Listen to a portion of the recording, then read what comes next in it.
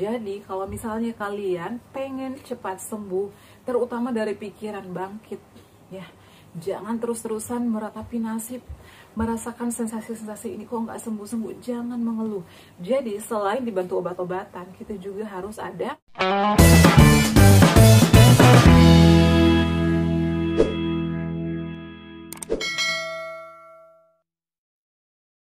Assalamualaikum warahmatullahi wabarakatuh. Halo semuanya, selamat datang kembali di channel aku, Arifah dan Bunda. Apa kabarnya nih? Semoga sehat selalu ya.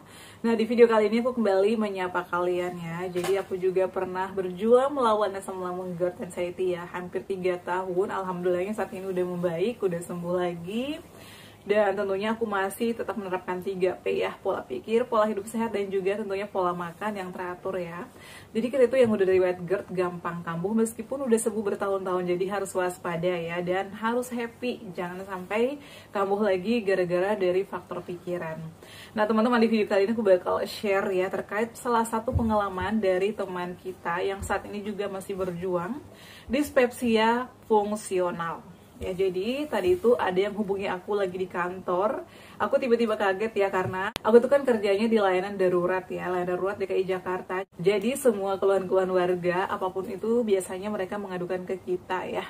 Dan tadi itu ada laporan bahwa ada ibu-ibu yang lagi cemas, kecemasan berlebih, dan pada saat tadi itu aku yang langsung nanganinnya. Ternyata setelah aku cross check ya dari awal sampai akhir, dia itu serangan panic attack anxiety, sebelumnya juga dari riwayat asam lambung GERD ya tentunya. Dia sudah bolak-balik rumah sakit ya, beberapa rumah sakit di Jakarta sudah didatengin, sudah ditangani beberapa dokter, dan juga sudah ganti-ganti obat-obatan, tetap aja nggak sembuh, bahkan dia sudah ke psikiater. Makanya di sini aku bakal menjelaskan lagi apa sih faktor utama penyebab asam lambung GERD. Jadi kita itu asam lambung GERD itu ada 2 sih menurut aku ya penyebabnya. Yang pertama itu adalah pola hidup, kemudian pola makan, dan juga pola pikir ya. Jadi itu adalah penyebab utamanya.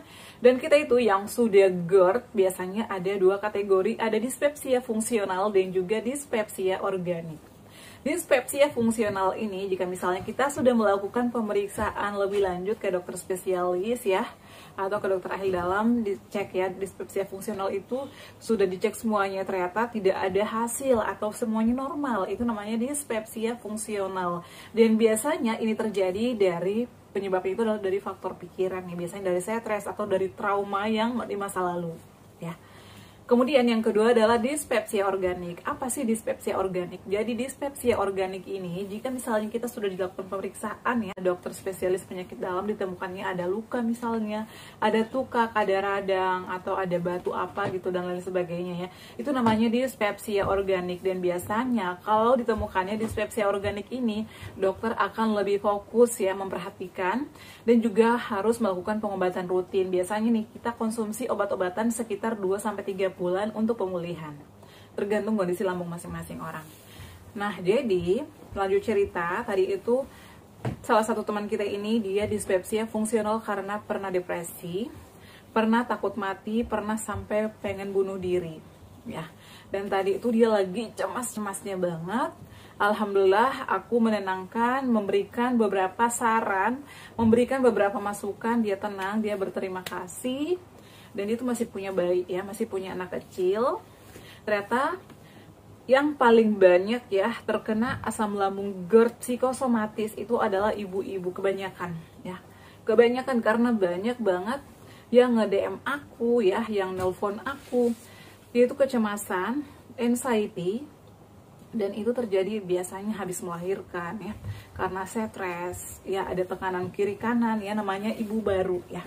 Jadi sama halnya dengan ibu yang tadi aku tangani ya, aku jelaskan panjang lebar. Jadi kalau misalnya kita sudah seperti ini, apa yang harus kita lakukan dan siapa yang harus disalahkan? Sebenarnya itu tergantung dari kita sendiri ya. Dan tadi itu dia pengen ke psikiater lagi, sudah berkali-kali ke psikiater dan sudah ganti-ganti dokter, biayanya mahal, dia bayarnya pribadi, nggak pakai BPJS. Saya tidak melarang untuk ke dokter, saya tidak pernah melarang siapapun mau ke psikiater, ke spesialis penyakit dalam, itu hak kalian ya. Dan itu menurut aku wajib agar kita dilakukan pengecekan ya, apa sih yang terjadi sama diri kita, seperti itu ya. Namun itu kembali lagi dari diri kita, ada kemauan nggak kamu untuk sembuh. Yang penting kita ada kemauan untuk melawan sensasi-sensasi ini. Tapi kalau misalnya semuanya pasrah, itu nggak bakalan ada perubahan. Karena banyak yang udah bolak-balik ke dokter, kambuh lagi, karena tidak bisa merubah dirinya sendiri.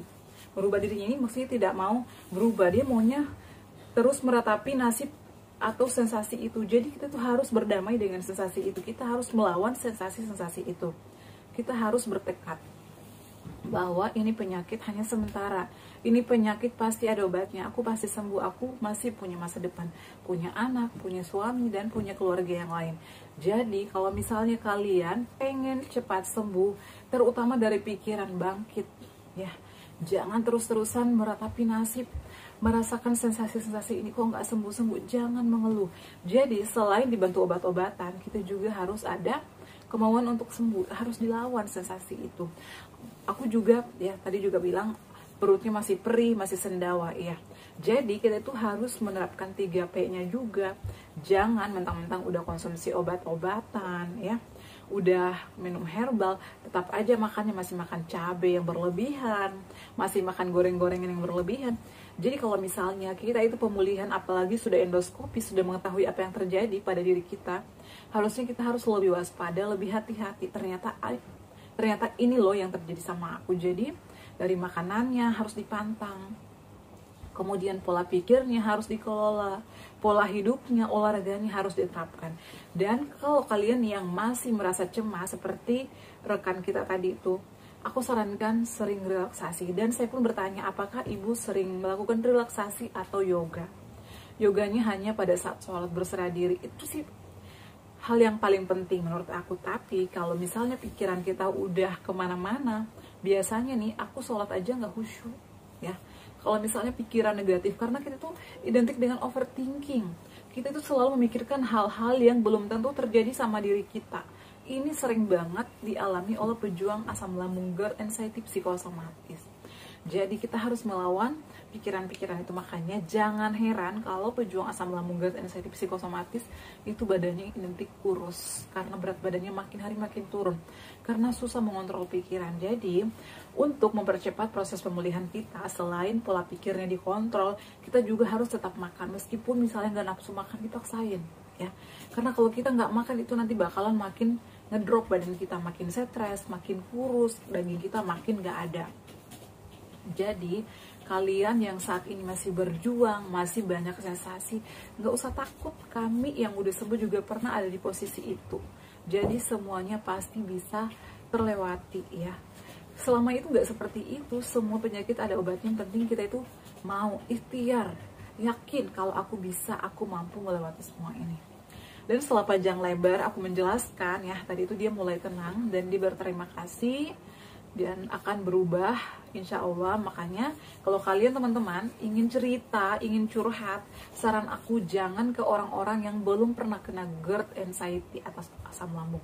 Karena mereka itu bahkan mereka bakal bilang, ih kamu kenapa sih? Kadang kita tuh dibilang parnoan, aneh, dibilang kadang nggak waras, kadang kayak gitu. Aku tuh dulu sering dibilang kayak gitu, padahal yang merasakan sensasinya itu kita sendiri, mereka tuh nggak ngerti. Makanya saran aku kalau kalian mau cerita, ceritalah ke orang-orang yang udah sembuh dari GERD anxiety atau asam lambung GERD anxiety. Cerita ke dokter, itu kita bakal lebih tenang. Aku tuh dulu kalau misalnya lagi nggak bisa makan, pikiran aku lagi kacau, aku langsung ke dokter ya. Kadang aku langsung izin, aku nggak masuk ya hari ini, aku lagi nggak tenang pikirannya. Pokoknya overthinkingnya itu benar-benar berlebihan banget. Aku ke dokter, dok aku kayak gini-gini. Setelah diceramain sama dokter, pulang ke rumah itu aku udah enak makan, udah pulas tidur. Jadi kita sebenarnya hanya membutuhkan seseorang untuk mengeluarkan unek-unek kita itu udah plong. Jadi nggak ada salahnya kalau misalnya kalian cari teman curhat, teman-teman yang udah sembuh dari GERD. Kalau misalnya nggak ada juga, bisa nonton video-video motivator yang udah sembuh ya. Dan aku tuh biasanya sering dengerin relaksasi, musik-musik relaksasi itu sangat membantu ya, menenangkan pikiran. Apalagi kalau misalnya kita sering melakukan yoga, sebelum tidur lakukan yoga kulit atas tidur ya. Dan hal yang dialami juga oleh rekan kita tadi itu adalah sering nggak bisa tidur malam hari, sering berdebar-debar di dadanya, itu karena sensasi GERD. Jadi itu karena pikirannya dan juga makanan yang gak dipantang. Kemudian dia masih sering telat makan karena pikirannya takut terus. Jadi harus memang dikontrol ya dari pikirannya. Gak ada yang bisa ngerubah kalau misalnya kamu gak ada kemauan. Jadi ayo bangkit, ayo berubah. Misalnya dari baperan, dari dikit-dikit dipikirin, belajar cuek. Cuek bukan berarti untuk hal yang negatif ya, tapi demi untuk kebaikan kita. Mau sebanyak apapun ya, misalnya harta kita mau sebanyak apapun, tapi kalau misalnya kita sakit, pikiran kita nggak tenang, itu sama aja bohong. Jadi utamakan dulu kesehatan kita. Seperti itu teman-teman ya. Jadi buat kalian yang masih berjuang, tetap semangat, insya Allah pasti sembuh. Oke ya, cukup sekian untuk share kali ini. Semoga bisa memotivasi kalian, membuat kalian bangkit dan cepat sembuh. Cukup sekian ya, jangan lupa untuk terus dukung channel aku Adifa dan Bunda dengan cara like, comment, share, dan subscribe. Assalamualaikum warahmatullahi wabarakatuh. Sampai ketemu lagi di video-video aku selanjutnya. Bye!